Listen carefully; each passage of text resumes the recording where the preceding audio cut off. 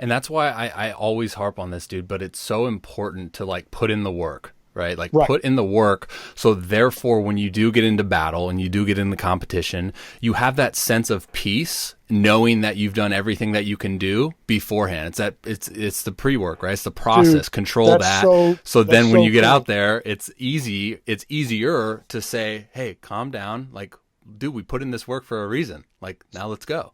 So Chavis, he was on our Zoom class last Friday, and he came on and it was really really cool. He gave a ton of good insight into his mindset as a young player, his mindset as a big leaguer.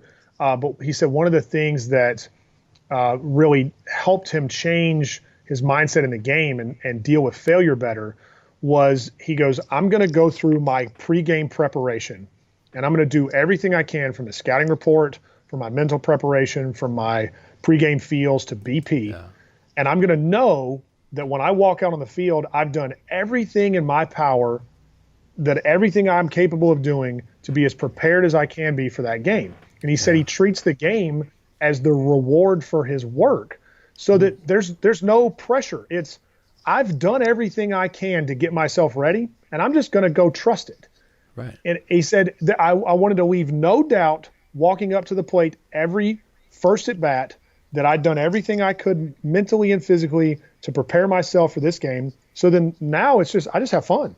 Right. And if I get out, I don't worry about it because I know I still did everything in my power to give myself the best chance for success. Right. So now it's like, hey, if I get out, you know what? We'll get them tomorrow because we're going to go back and I'm going to prepare as hard as I can again. If I need to make an adjustment here or there, great. But it allows you to deal with failure better because you know you're giving yourself every opportunity and failure's just going to happen sometimes. Control the controllables, man. Exactly. It's one of those things, man. Again, it kind of doubles back to that point I made earlier, but it's like one of those things I think a lot of people hear, and it's a mainstream thought. Control the controllables. Be comfortable with the uncomfortable. Like I think a lot of people hear it, but it's like taking it to the next level and like buying into it. Mm-hmm. And there's so much truth to that. The best advice I ever got, obviously I was super fortunate with Pops being in the show, but it was like, hey, when it's all said and done, when it's all over and your journey is done, make sure that you're able to look yourself in the mirror and say that you did everything in your power while you were in it.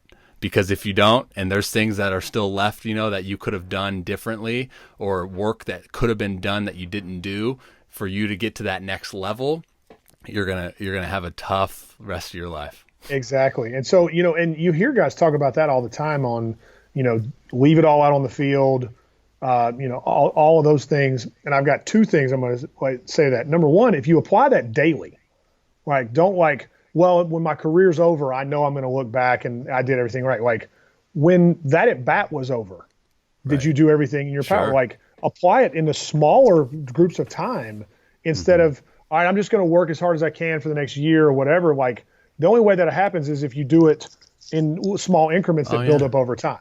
The second thing is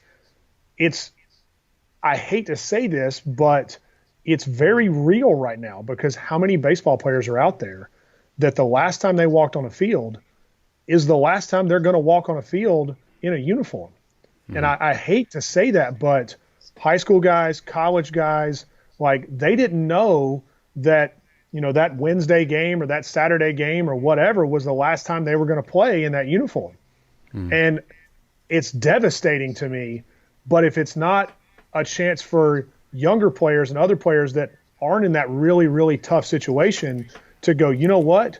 You really don't know when your last game is going to be. You really do need to leave it out on the field because I feel terrible for any of those players that were in this situation and they're going, but I just needed this more chance. And now they're like, you know what? I didn't leave it all out there. That was my last game because you don't know. And so and then there's regret and right. The positive side of it is for all the other players that aren't in that situation, use it as a reality check to go, I'm not doing enough. I need to work harder.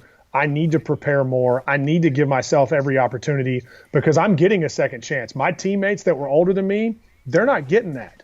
That guy that was going to be the 25th round draft pick, 30th round draft pick that just needed to have a good senior year and he was off to a good start, but he's a D2 guy and, that guy's now they're draft stopping at 5 rounds. Like now he's going to be a free agent sign, hopefully, or he may not play professional baseball. You don't know. You don't know. Yeah. You don't know.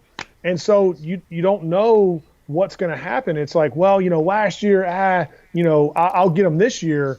You better make sure last year was good, because it might be all the scouts have to go off of. Like, there's so many factors of that you can never prepare for when it's going to end. You think in your mind, all right, well, it's going to end at the end of my senior year. I'm going to have senior day and I'm going to go off into the sunset. Hey, that's not always the case. And this is a very, very harsh reality right now. But again, use it as a positive.